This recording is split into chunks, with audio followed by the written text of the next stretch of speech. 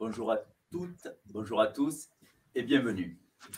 Je suis particulièrement heureux de vous retrouver aujourd'hui pour notre rendez-vous presse du printemps. Même si j'espère que la prochaine conférence de presse à l'automne, nous serons en présentiel, puisque pour ma deuxième conférence de presse, nous sommes toujours en distanciel en tant que nouveau président. Mais par contre, j'ai de très bonnes nouvelles à vous annoncer pour notre marché, pour les futurs salariés et pour l'utilisation de la piscine comme lieu d'apprentissage de la natation. En effet, notre marché n'a jamais été aussi porteur. Les piscines se multiplient dans tout le territoire comme autant de lieux potentiels pour favoriser l'aisance aquatique et la santé des utilisateurs. Alors, le revers de la médaille, et oui, malgré tout, il y en a une, c'est que pour les clients, c'est de faire appel à la bonne société. Si possible, une société adhérente à la Fédération de la piscine, et le summum, ça serait qu'elle soit labellisée, qui saura leur construire la piscine de leurs rêves. La tentation est grande de faire appel à des sociétés nouvellement créées pour essayer d'avoir sa piscine dès cet été, mais il vaut mieux s'inscrire dans un carnet de commandes d'une société adhérente et de prévoir sa piscine pour un peu plus tard. De ce fait, notre secteur de la piscine se positionne clairement comme une opportunité de carrière et aussi une solution de reconversion pour les salariés qui ont malheureusement perdu leur emploi du fait de cette crise sanitaire. En plus, je vais avoir le plaisir de vous annoncer un récent partenariat tout frais, signé hier, avec la ministre chargée des Sports et la création également d'un fonds de dotation, piscine, éducation, santé. Alors, pour animer cette conférence de presse, je vais être accompagné de Gilles Mouchirou, vice-président et ancien président qui m'a gentiment laissé sa place, de Jacques Braun, administrateur également, de Jean-Pierre Marcati, administrateur et piscinier dans le sud-ouest, et de notre délégué général de la fédération, Joël Pulenx, qui est à mes côtés. Alors, un petit rappel avant de commencer, vous ne pourrez pas nous poser vos questions en direct, mais elles pourront être posées via le chat et nous répondrons de suite après, à la fin de cette conférence de presse. Je vais maintenant passer la parole à Jacques Braun, qui va nous parler des chiffres définitifs, mais aussi de la première tendance de ce premier trimestre. Et Jacques Braun est un homme heureux et va avoir le plaisir de vous présenter des chiffres qui font rêver. C'est à toi, Jacques. Merci Stéphane. Bonjour, je vous propose donc de faire le point sur le marché français de la piscine au travers d'un certain nombre de chiffres et je vous propose de commencer par regarder l'évolution du parc installé. À fin 2020, nous estimons le parc installé à 2 950 000 piscines en France, réparties en 1 470 000 piscines enterrées et 1 480 000 piscines hors sol. Un marché, nous le verrons plus tard, qui a été dynamique avec la création de 70 300 piscines enterrées.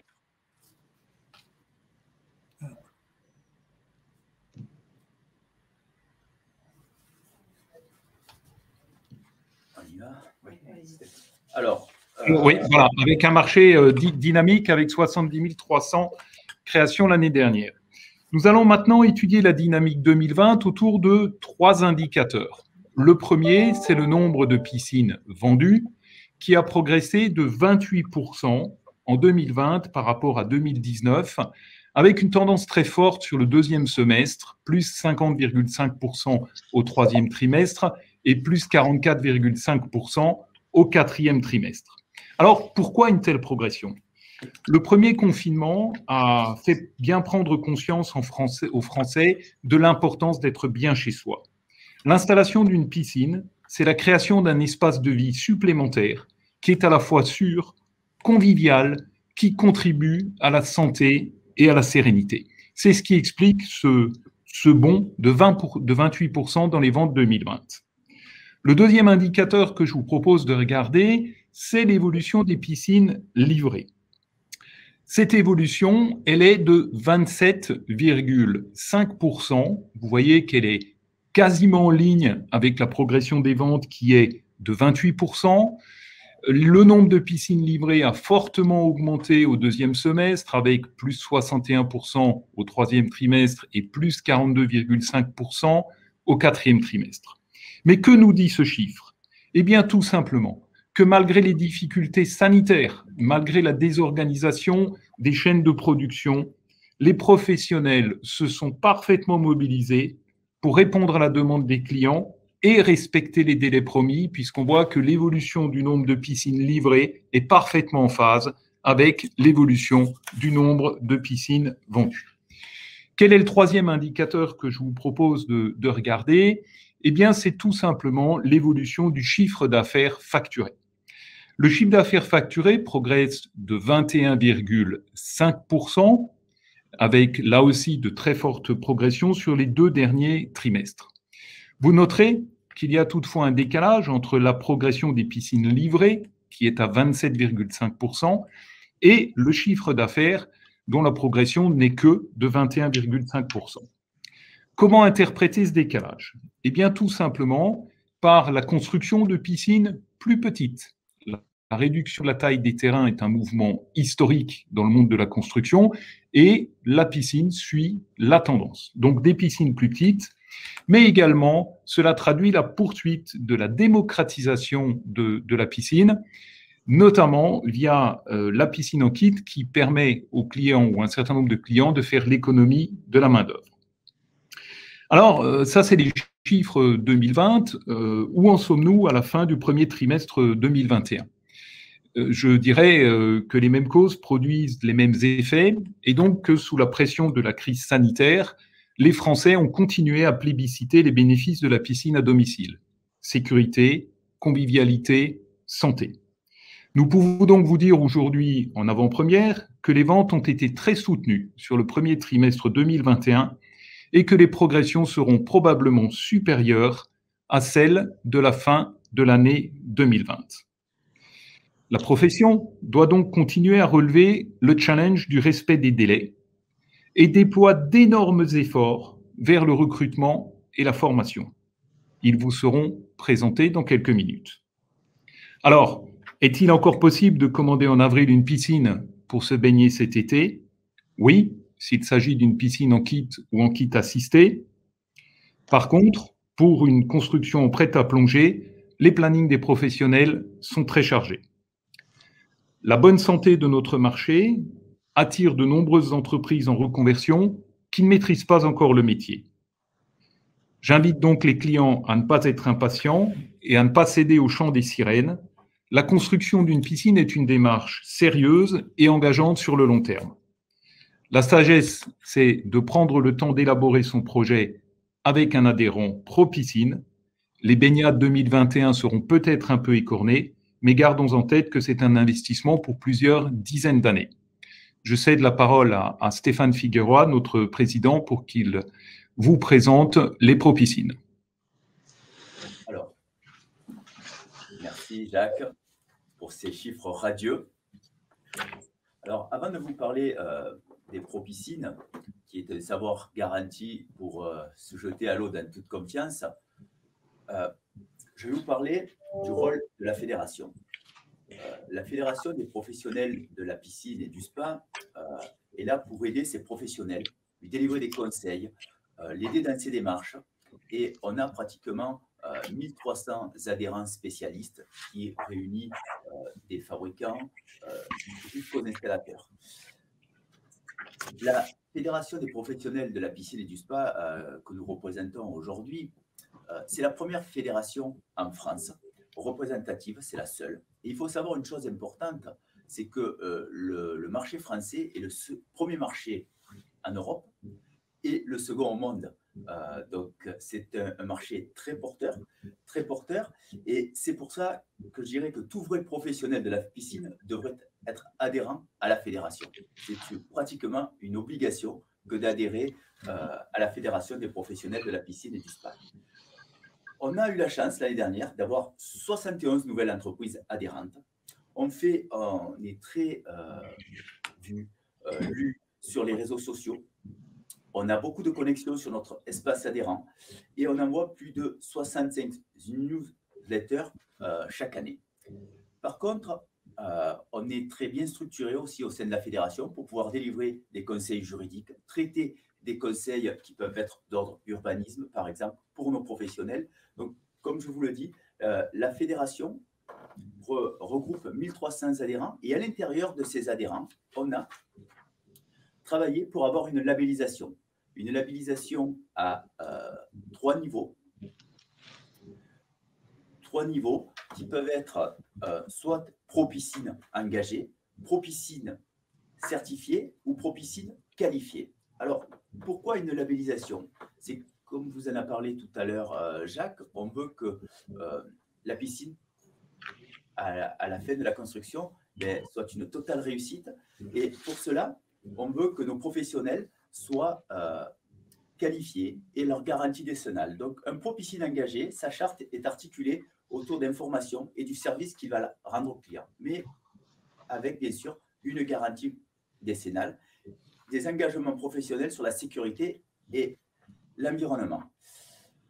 Un pro-piscine certifié, c'est délivré déjà par un organisme externe et on vérifie ses moyens en personnel, ses moyens en outillage technique, mais c'est sur dossier.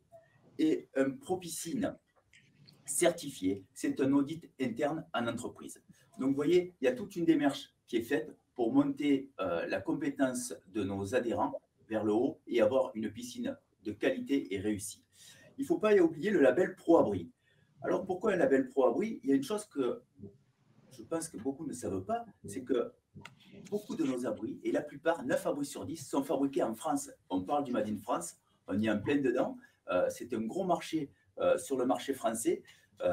Donc, le marché progresse, les piscines progressent, mais pensons pro-piscine et pro-abri. Je vais maintenant céder la parole à Gilles Mouchirou, qui va nous parler d'un secteur qui est en fort recrutement. Comme on l'a vu, il y a de la demande, mais on a besoin aussi de personnel. Et c'est pour ça que je cède la parole à Gilles. Bonjour à toutes et à tous. Merci Stéphane. Effectivement, eh bien, devant la demande croissante et les chantiers en réalisation, eh bien, la filière de la piscine est un secteur qui recrute et qui forme. Nous avons donc pu constater par une enquête qui a été réalisée par la Fédération des professionnels de la piscine en janvier 2021 auprès de 121 entreprises sur les 1310 adhérents de construction de piscines privées que plus de 9 pisciniers ou piscinistes sur 10 ont prévu de recruter en 2021.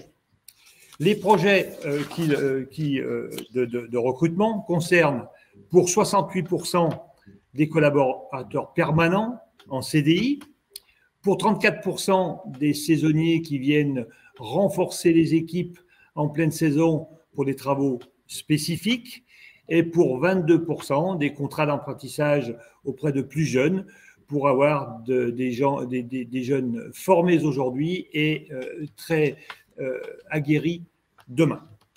Bien évidemment, les plus sollicités sont les personnels de chantier, avec le plus sollicité qui est le technicien piscine, et 70% de ces entreprises envisagent d'embaucher un technicien piscine, 40% des poseurs de piscine et 23% des poseurs de membranes d'étanchéité, donc métier plus spécifique au sein de la filière piscine. Bien évidemment, autour de ce recrutement, la FPP est engagée sur un axe d'emploi et de formation. Je n'ai pas la diapo, pardon. Merci. Puisque déjà 51 000 emplois est existant dans le secteur de la piscine en France. La filière est constituée d'une majorité de petites et moyennes entreprises, de PMI familiales de petite taille, entre 6 et 7 pour les petites structures, 9 à 10 pour les structures en réseau, des emplois ancrés dans les territoires, c'est-à-dire non délocalisables.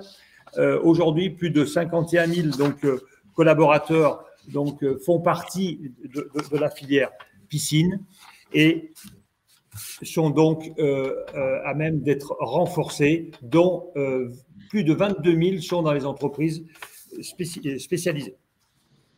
L'AFPP donc, est également engagée pour l'emploi et pour la formation.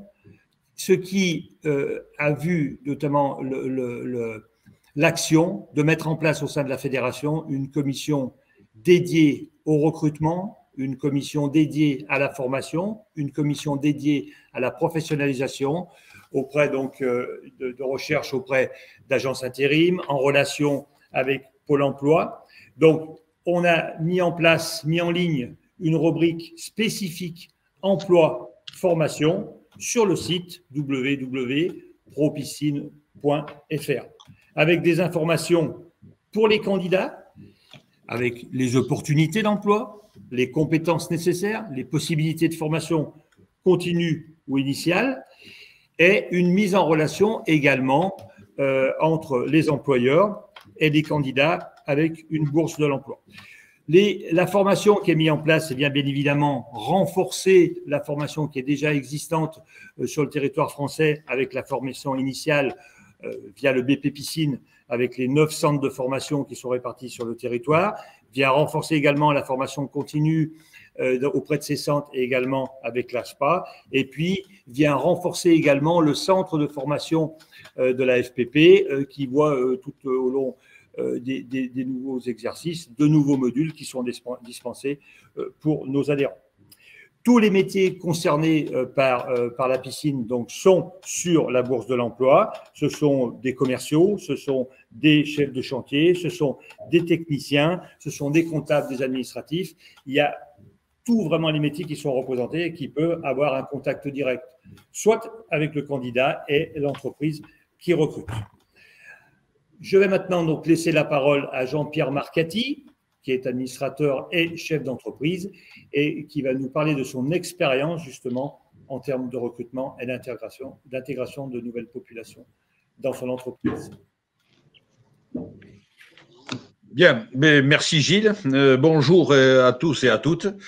Bien, moi, je suis constructeur de piscine installé dans le sud-ouest, dans les Landes, sous le soleil de Dax, depuis plus de 40 ans. C'est une entreprise familiale qui est organisée et j'ai autour de moi 23 coéquipiers permanents et puis 6 saisonniers.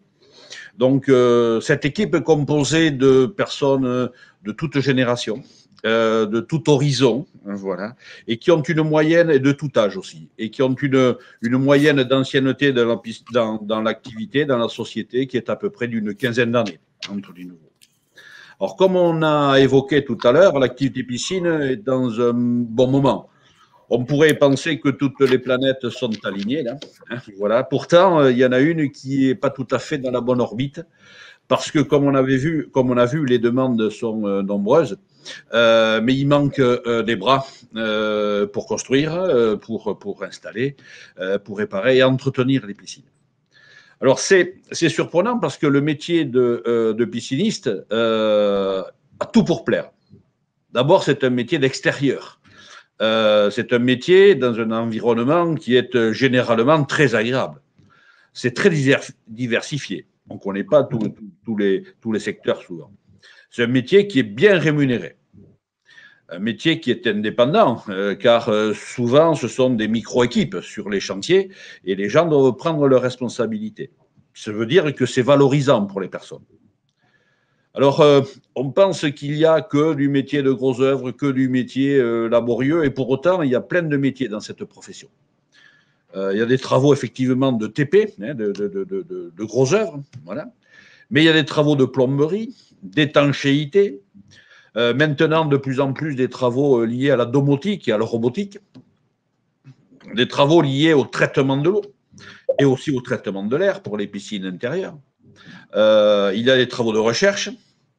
Il y a bien entendu toute l'approche commerciale qui peut se faire tant sur le terrain pour des projets paysagers, d'intégration, où toutes les initiatives personnelles sont les bienvenues pour les conseils au niveau des clients, et puis également des conseils de professionnels au magasin. Donc, comme j'évoquais, la plupart des personnels sont d'origine variée. Il y a pour les jeunes tous les lycées professionnels qui prennent la formation au vrai métier de la piscine.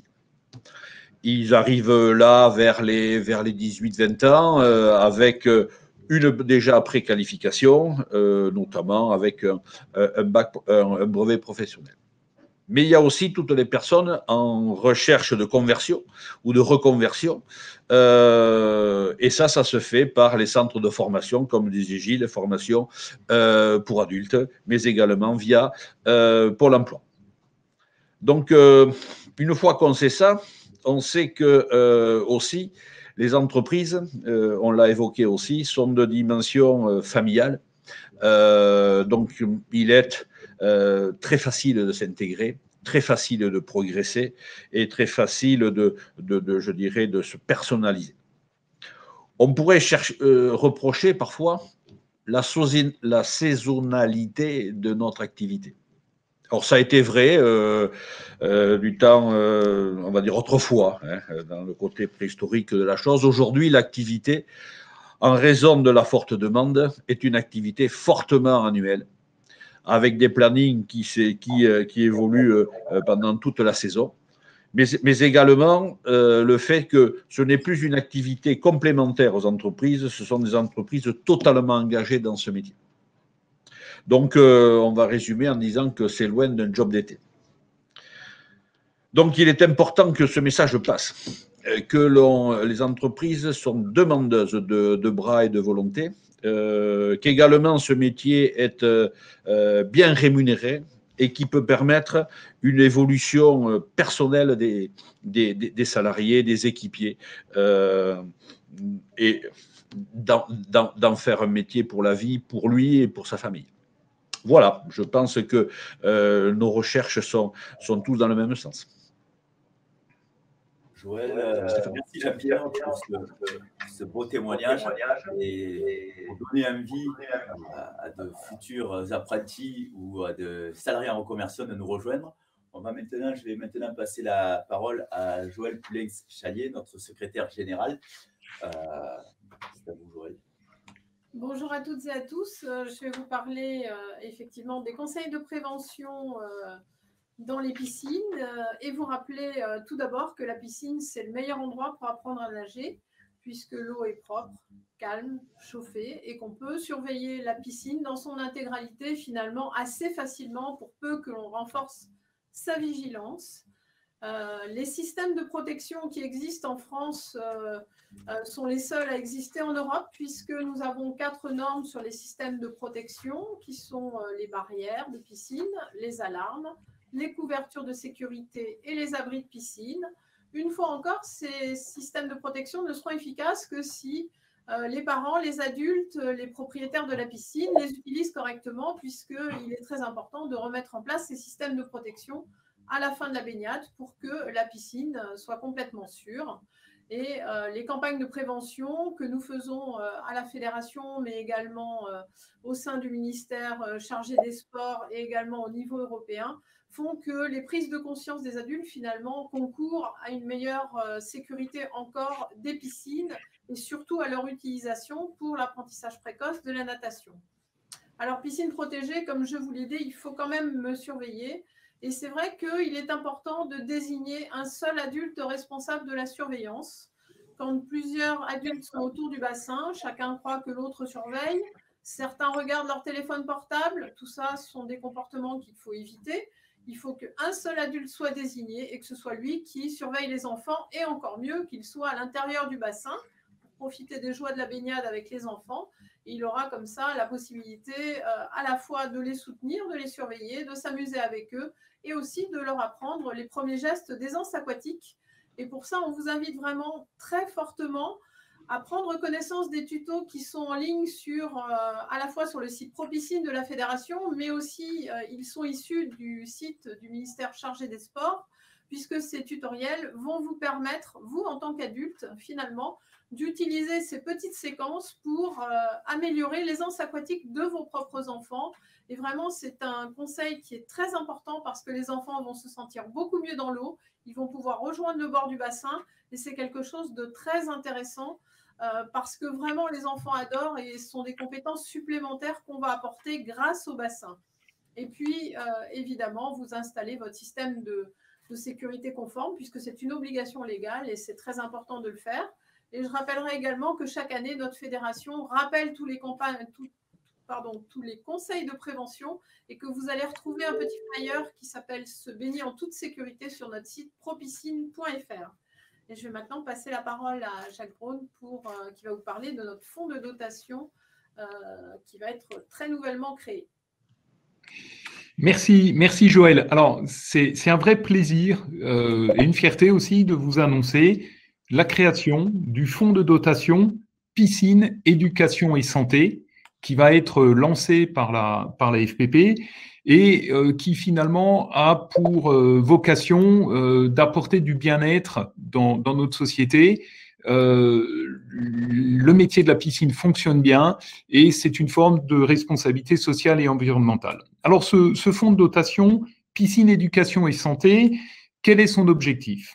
3 objectifs principaux ont été retenus. Le premier objectif, c'est bien évidemment de favoriser le développement de l'aisance aquatique. L'aisance aquatique, c'est jusqu'à 4 ans, puis l'apprentissage de la natation à travers toutes les classes d'âge. Et pour ce faire, on va le faire au travers de la mise en relation avec des maîtres nageurs sauveteurs et des familles. Le deuxième objectif, c'est d'organiser des actions de mobilisation sportive ou d'hydrothérapie au bénéfice de personnes blessées, handicapées ou âgées ayant des besoins de soins et de rééducation. Et enfin, l'objectif plus général et troisième objectif, c'est d'organiser toute action en piscine de nature à améliorer la santé des familles et à les sensibiliser aux vertus sur la santé des activités physiques et aquatiques. On ne le dira jamais assez, la piscine familiale permet de lutter contre la sédentarité. Quand on est dans sa piscine, on n'est pas sur son smartphone. Alors, cette initiative, elle a été saluée par le ministère des Sports, avec lequel nous venons de signer un partenariat que notre président va vous présenter.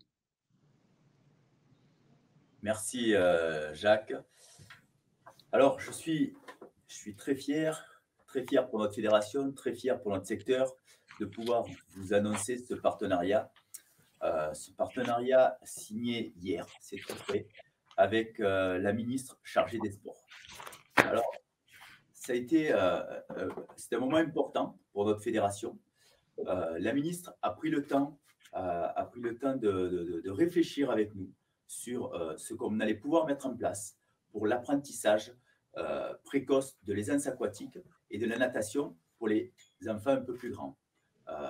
Ce qu'il en ressort, c'est que, et je remercie la ministre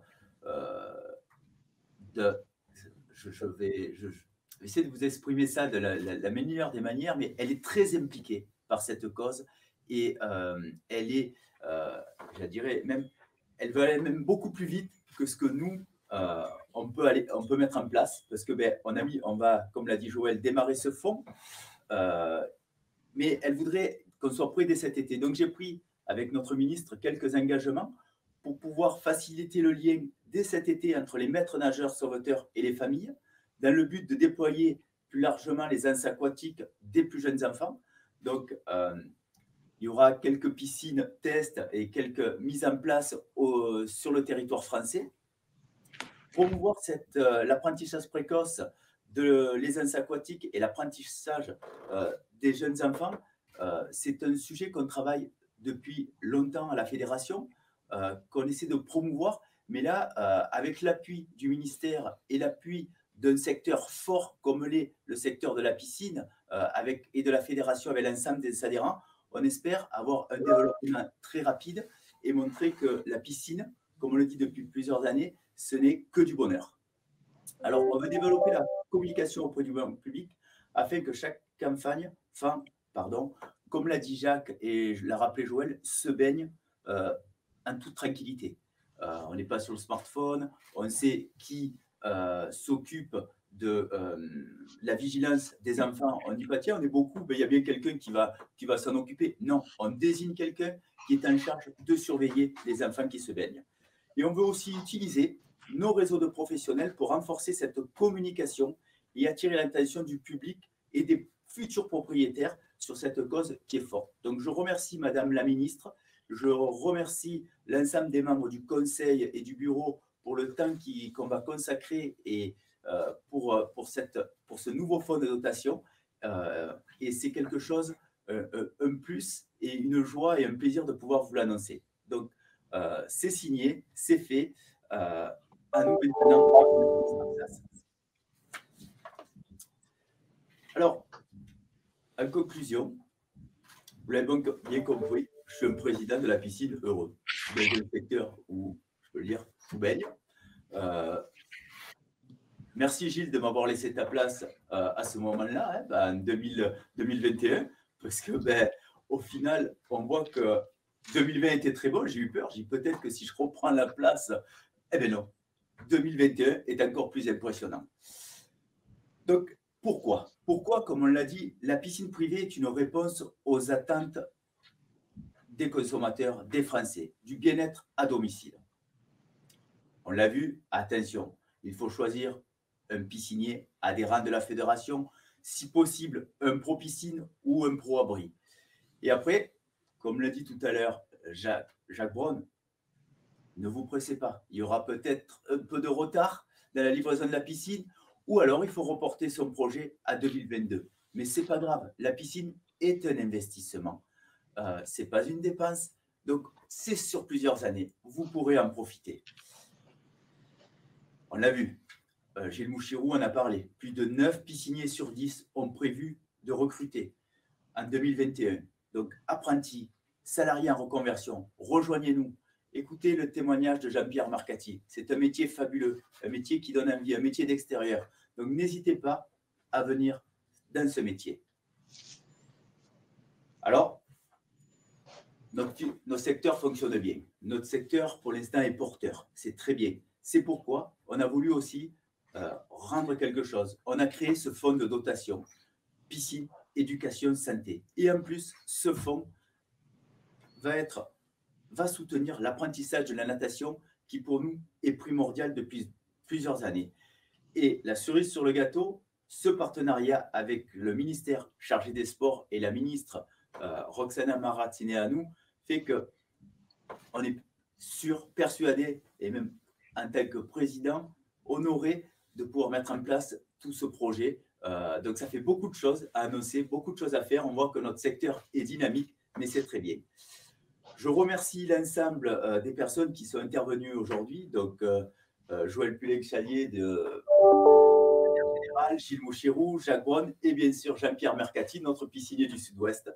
Donc, merci à tous de vous être connectés. Merci de votre écoute. J'espère être en présentiel la prochaine fois et de vous avoir de visu. Nous allons maintenant passer aux questions. Mais avant, je voudrais ici féliciter et remercier l'équipe d'Adocom pour leur excellent travail parce que ce n'est pas simple à distance et tout fonctionne très bien. Donc, bravo à tous. Merci. Des questions? Alors, est-ce qu'il y a des questions? Oui, il y a beaucoup de questions. On va commencer par les questions de Victor Janin d'RMC qui aimerait savoir si le boom des installations concerne plutôt les hors-sols ou les piscines enterrées. Je pense qu'on va laisser Jacques Braun répondre. Alors, comme on l'a vu dans les chiffres 2020, les deux segments du marché se sont très bien comportés avec 70 300 piscines enterrées. Oui, alors, on a un petit souci de connexion avec Jacques, mais on va reprendre la question. Voilà, pardon. Il revient. Pardon, je suis désolé, j'ai une connexion un peu sauteuse. Donc, le segment de la piscine enterrée s'est très bien comporté avec une progression des ventes de 28%. Le segment de la hors-sol a été très dynamique aussi. On n'est pas forcément face au même public. On va avoir dans la hors-sol des locataires, des jeunes ménages, des résidences secondaires, des installations qui ne sont pas forcément permanentes. Alors que dans la piscine enterrée, on va avoir des familles installées qui jouent le long terme.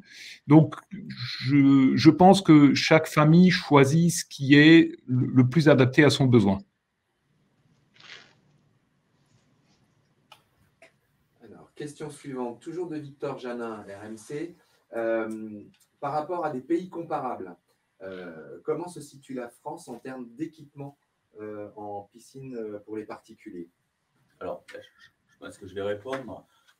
Donc, par rapport aux autres pays européens, je dirais que, comme on l'a vu tout à l'heure, j'en ai parlé, la France est le premier marché en Europe en construction de piscines.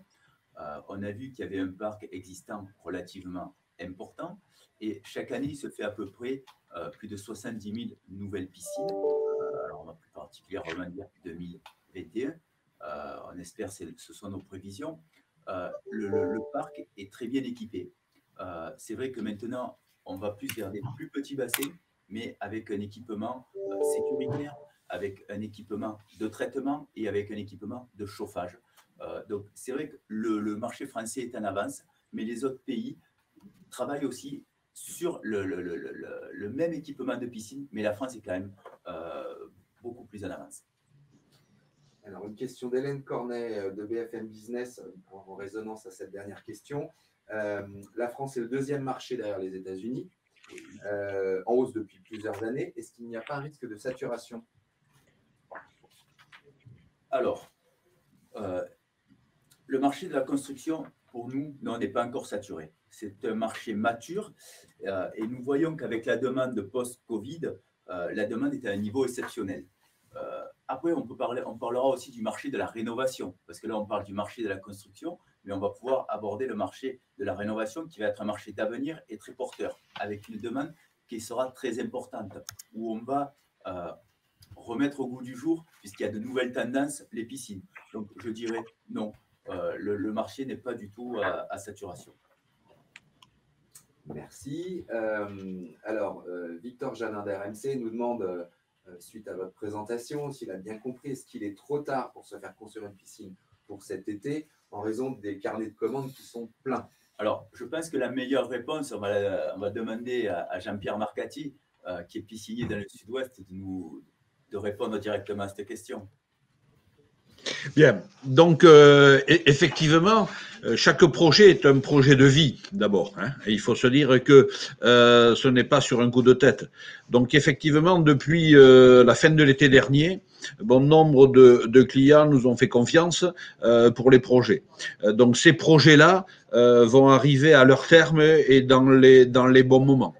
Les personnes qui pensent aujourd'hui à réaliser une piscine enterré dans un projet installé, ça va être un peu juste pour cette année.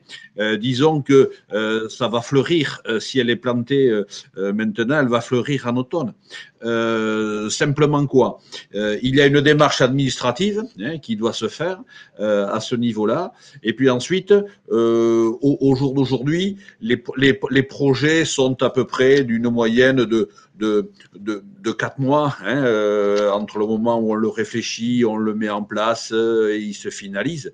Ce qui veut dire que oui, effectivement, des personnes pour la fin de la saison auront des bassins et pourront en profiter. Et surtout, ce que l'on voit, c'est qu'il y a la sagesse des personnes qui on réfléchit, on parlait tout à l'heure des piscines hors sol. Les piscines hors sol sont aussi un avant-goût entre guillemets, de la vraie piscine.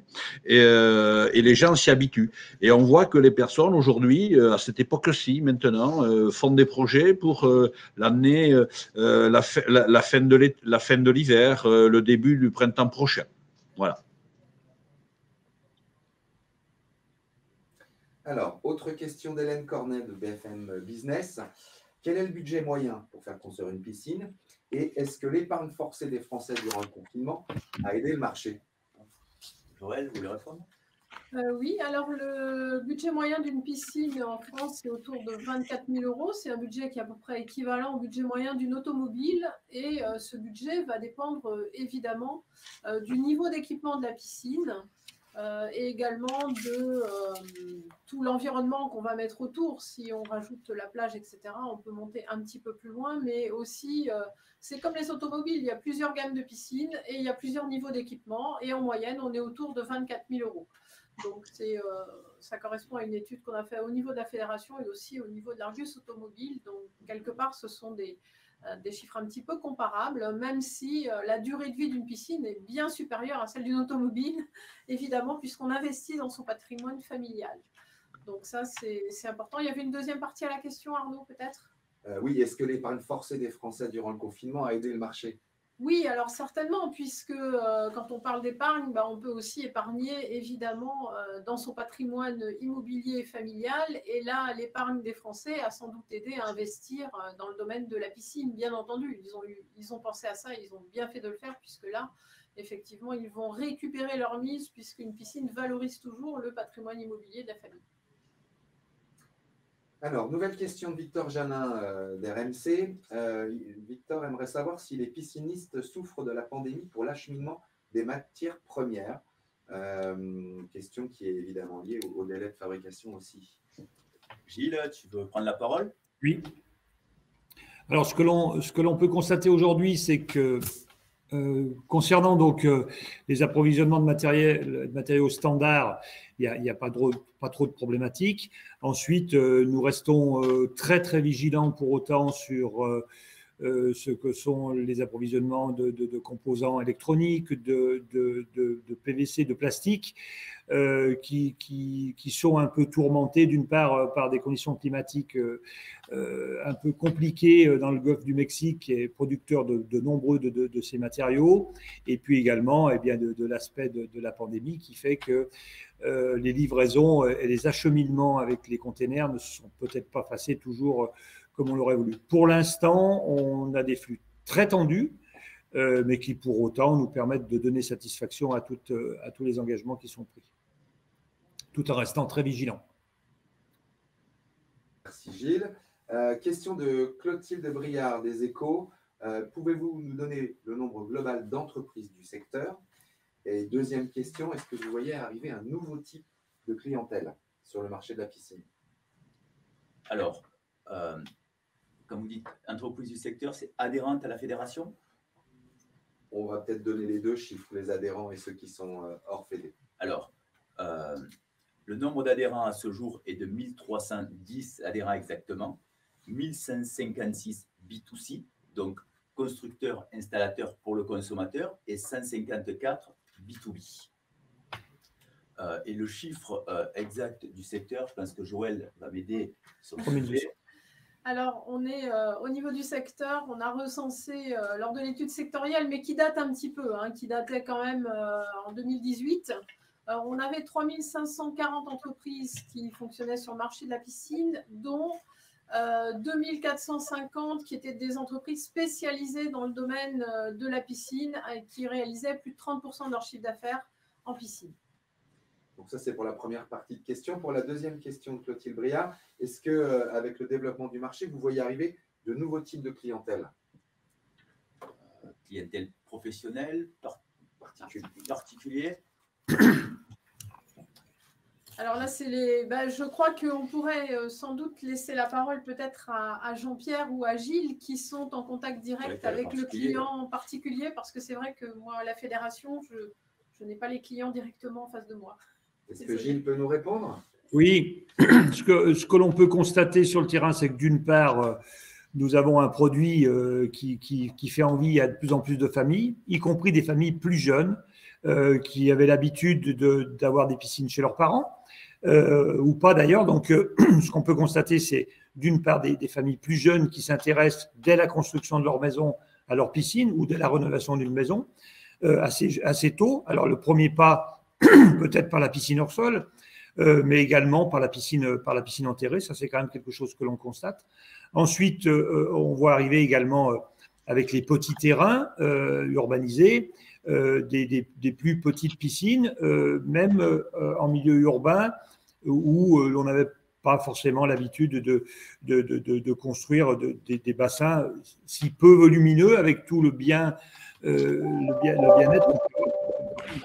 de bassin. Donc, je dirais des familles plus jeunes et puis des bassins plus petits, plus équipés. Voilà la typologie de clients que l'on peut constater comme cela sans avoir fait une étude bien précise, mais les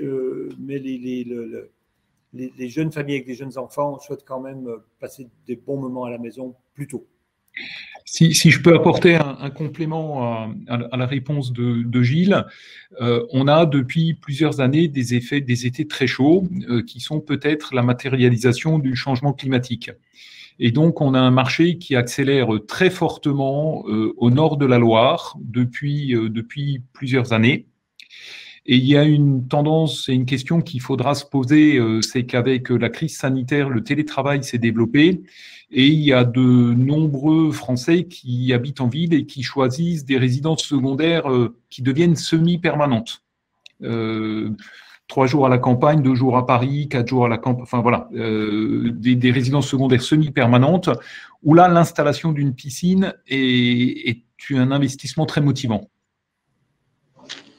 Oui, je serais aussi redondant dans cette réflexion en important quelque chose aussi, c'est que les bassins, effectivement, Gilles, sont un petit peu plus réduits, mais également, ils se sont beaucoup plus perfectionnés dans l'entretien, dans la manipulation. C'est facile maintenant. On n'a pratiquement plus rien à faire pour l'entretien d'une piscine, alors que il y a quelque temps, c'était déjà des corvées.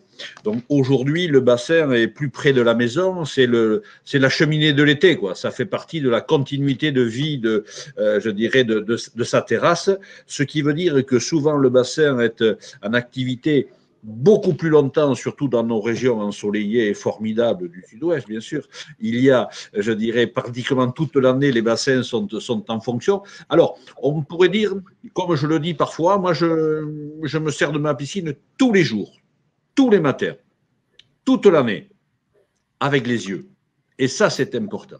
Parce que le fait de pratiquer est important, mais le fait, ça entraîne de la sérénité, ça entraîne du confort, du bien-être.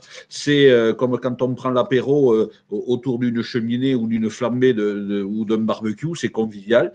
Mais là, on a l'eau aussi qui est reposante.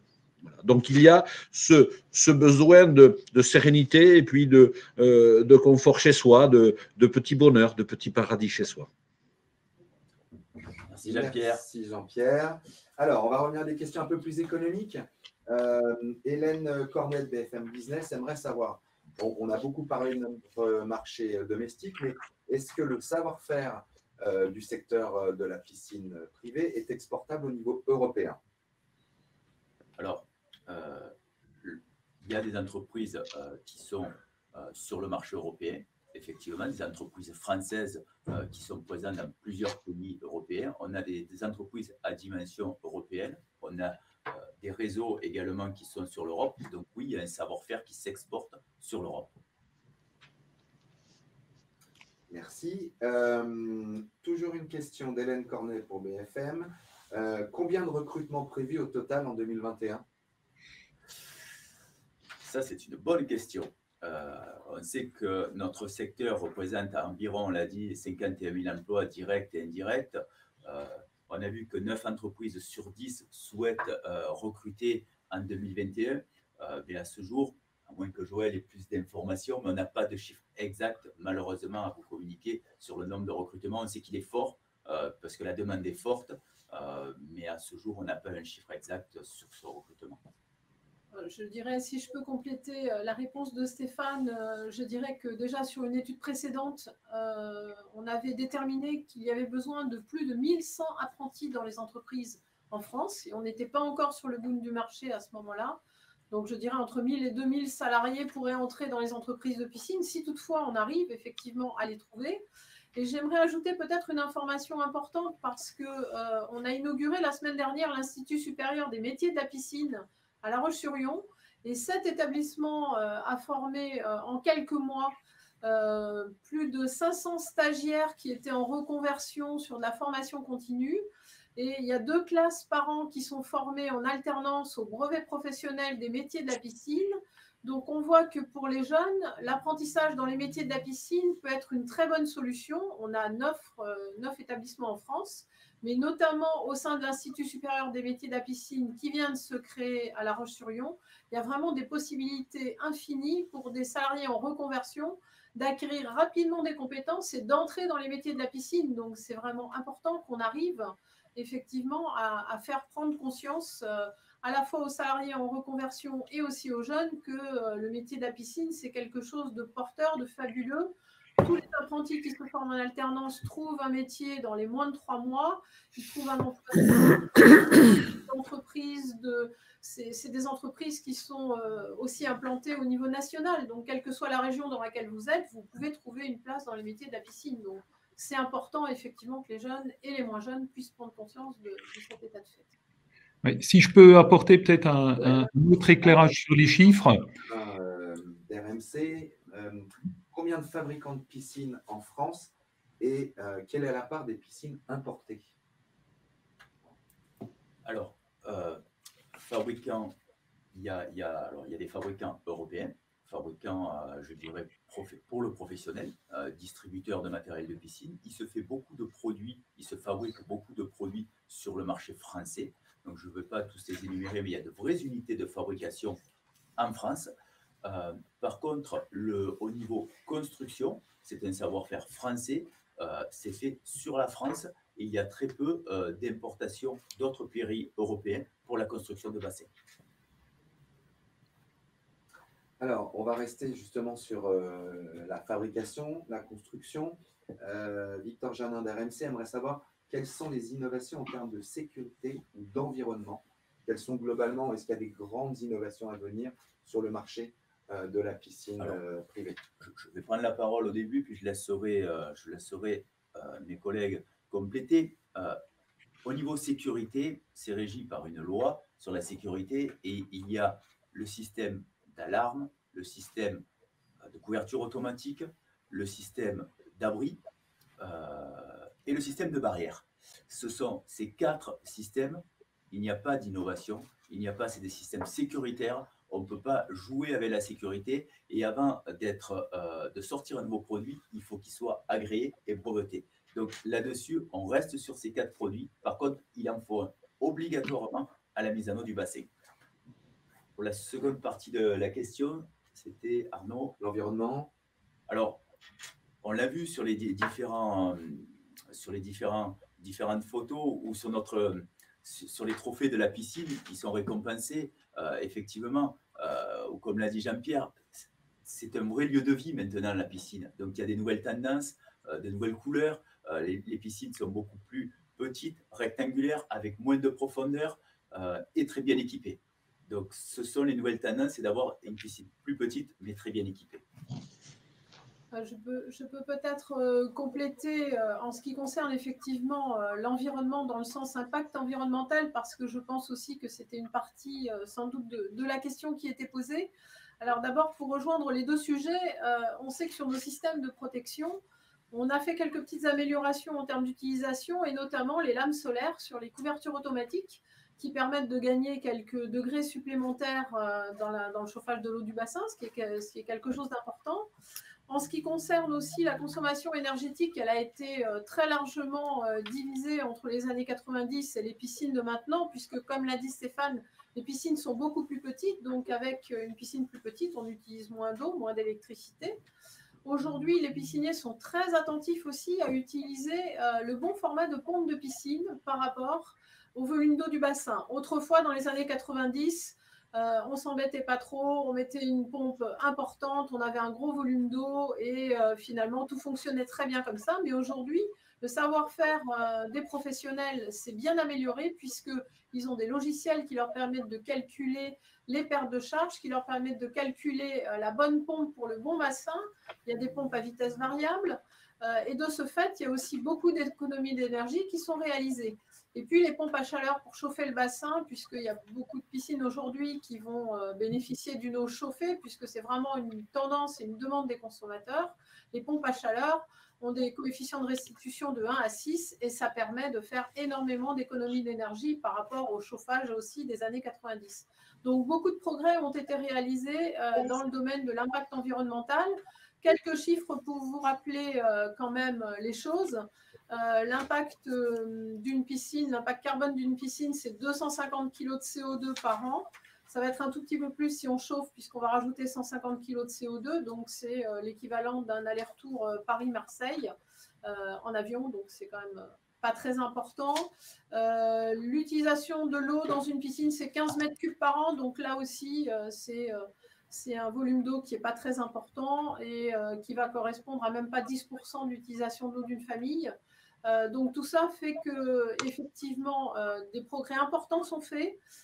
Au niveau également de l'environnement, il y a une norme environnementale qui est en cours de réalisation au niveau européen Et là aussi, on va travailler sur l'impact environnemental des piscines privées familiales. Donc, c'est un point important. Notre fédération comporte une commission environnement, une commission développement durable. Et le sujet suivant, c'est effectivement, on est en train de travailler sur la gestion de nos déchets. Donc, ce sont des sujets, l'environnement, et sur lesquels les professionnels travaillent de façon ardue et font vraiment énormément de progrès. Peut-être sur l'innovation, on peut rajouter un petit point à la réponse très complète de Joël. Ce qui drive l'innovation dans la profession, c'est à la fois les économies d'énergie, parce que toutes les industries du monde et toutes les activités du monde doivent faire face au réchauffement climatique, mais c'est aussi la simplicité d'utilisation et d'entretien des produits. Et il y a ces dernières années quand même une grosse percée sur les objets connectés dans la piscine.